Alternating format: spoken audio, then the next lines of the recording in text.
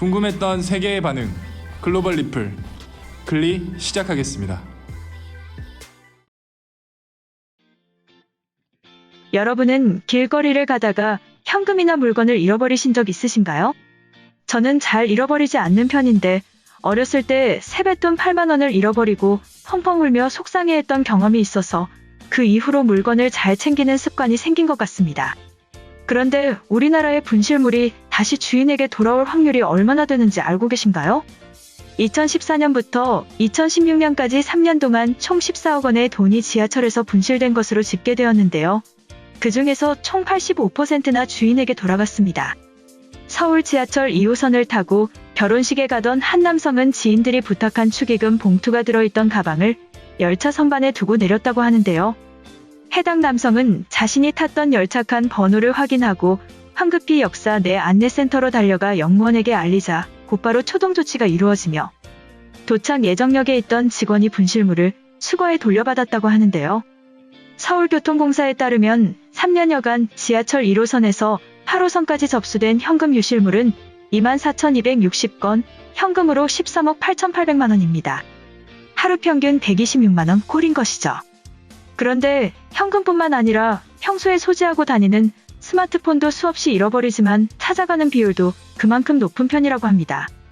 이처럼 우리나라의 경우에는 시스템적으로 분실물에 대한 대비가 잘 되어 있을 뿐만 아니라 문화적으로 다른 사람들의 물건에 손을 대지 않는 것이 널리 퍼져 있기 때문에 분실물을 되돌려받을 확률이 압도적으로 높은 것인데요. 현재 외국의 상황은 어떨까요?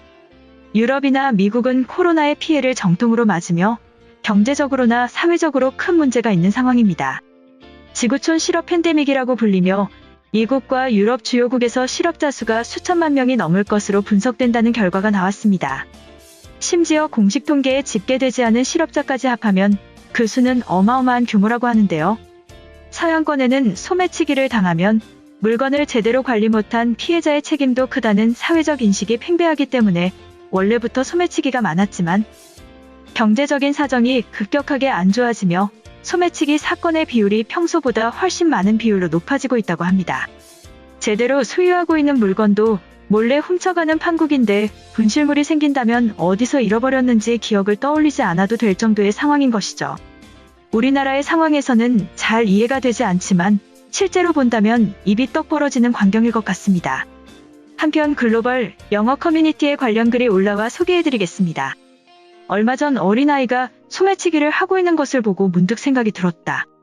평소에는 나도 잘 지키고 다니고 현지인에게까지 소매치기를 잘하지 않지만 요즘에는 관광객이 거의 없다시피 해서 그런지 여기저기 틈만 나면 소매치기들이 기승을 부리고 있어.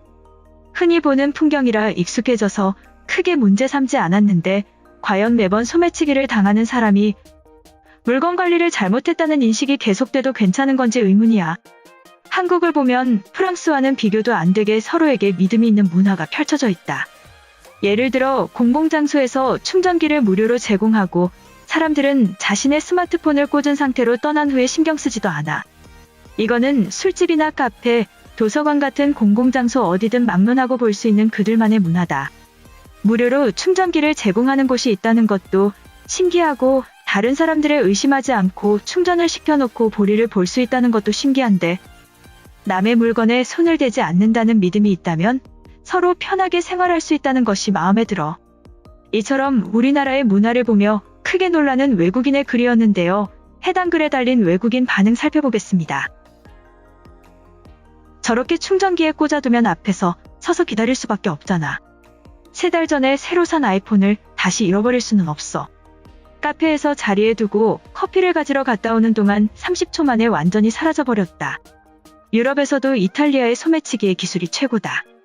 절대로 혼자서 훔치는 집시나 노숙자들은 없어. 2명 이상의 팀플레이로 정신을 빼놓고 모두 털어가지. 밀라노에 처음 오는 관광객들은 귀중품 없이 다니기를 추천해. 스마트폰은 크기도 적당하고 어지간한 지갑보다 훨씬 더 많이 남길 수 있어. 마드리드에서는 일주일 내내 일하는 것보다 아이폰 2개만 주우면 훨씬 잘 지낼 수 있거든. 그리고 경찰은 어린 도둑들은 거의 처벌하지 않아. 딱 내 한국인 남자친구가 항상 스마트폰을 테이블이나 의자 위에 두고 화장실을 다녀오거나 음식을 챙겨온다. 매번 잔소리하고 챙겨주긴 하는데 내가 없는 순간에는 파리의 하이에나들에게 잡아먹힐 거야. 도서관이나 술집 같은 장소가 중요한 것이 아니다. 저렇게 문어발식으로 충전을 하면 통째로 가방에 쓸어 담고 사라져버리겠지. 한국인들은 도난에 대해 너무 관대한 것으로 보여. 한국에서 2년 동안 무역학 석사를 따고 돌아왔어. 솔직히 고향인 프랑스로 돌아왔는데 주말에는 소매치기가 무서워 긴장하는 내 모습에 어이가 없다. 한국에서 확실한 것은 대놓고 소매치기 하는 경우는 들어본 적도 없어. 2년 동안 주말마다 술에 취해서 집에 들어와도 분실한 것이 없는 기적을 경험했지. 아이폰과 갤럭시를 저런 식으로 두면 뉴델리에서는 사회에 기부하는 것과 다르지 않아.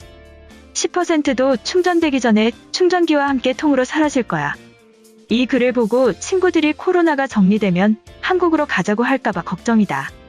요즘은 코로나로 실직자들이 대폭 증가해서 생계형 소매치기와 강도들이 증가하고 있어.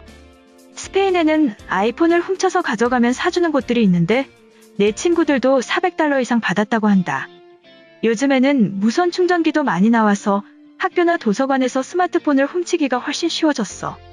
그냥 내 거인 척 집어가는 그들을 볼 때면 인간이 너무 무서워져. 파리는 코로나로 다시 봉쇄를 하고 있지만 여전히 유럽 각국에서 구경 오는 관광객들이 있어.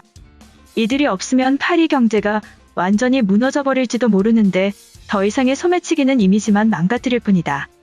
작년에 코로나가 터지기 이전에 한국으로 여행을 다녀왔는데 사람들이 스마트폰을 전혀 귀중품으로 대하지 않는 것을 보고 놀랐어.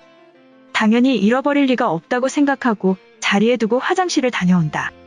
옆에 친구가 있긴 했지만 전혀 관심 없이 수다 중이었거든. 내가 가져가려 했다면 하루에 10개도 가능했다. 우리 오빠도 여름에 핸드폰을 주워가지고 집에 왔어. 주인을 찾아주기 귀찮았으면 건드리지를 말라고 했는데 나를 완전히 무시해버렸어. 며칠 뒤에 에어팟을 샀는데 돈이 어디서 나왔는지는 뻔해. 오빠만 아니었으면 경찰에 신고했다.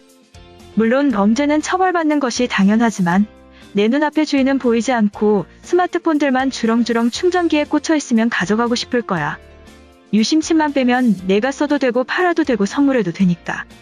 내가 아는 한국인들은 부자가 되기 위해서 혈안이 되어 있는데 신기하게도 남의 물건에는 관심이 없어. 이걸 시민의식이 높다고 해야 되는 건지 주위에 무관심하다고 하는 것이 맞을지 모르겠어. 지금 이탈리아는 노동을 해서 돈을 버는 사람들보다 노숙하거나 도둑질하는 사람들이 많이 보여. 과연 코로나 이후에도 원래대로 돌아갈 수 있을지 의문이다. 한국은 인구도 작은데 엄청난 경제 성장을 했고 평균적으로 이탈리아 국민들보다 훨씬 풍요롭게 살고 있을 거야. 도둑으로 잡혀 들어가는 것에 리스크가 클 뿐이지 한국도 가난했다면 소매치기가 많을 수밖에 없어. 이번 영상은 여기까지고요. 제 영상이 도움이 되셨거나 세계 속 반응 더 보고 싶다 하시는 분들은 구독과 좋아요, 알람 설정까지 부탁드립니다.